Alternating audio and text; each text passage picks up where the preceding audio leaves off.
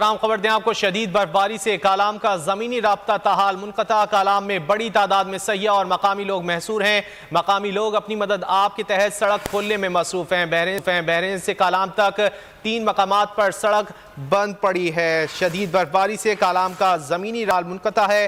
कालाम में बड़ी तादाद में सयाह और मकामी लोग महसूर हैं।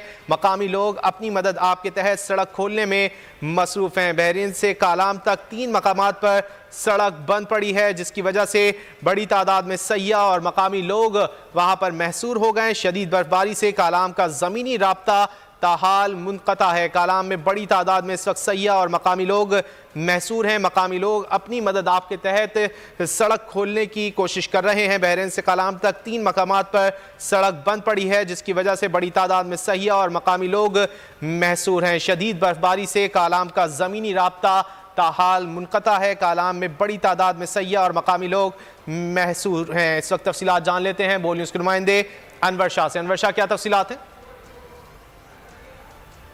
हुई थी वो हेवी स्नोफॉल की वजह से बहरीन और कालाम का जो जमीनी राब्ता है वो मुनक़ता हो गया है। तकरीबन 3 जगहों पे जो है वो ग्लेशियर गिरने से रोड बंद हो चुका है।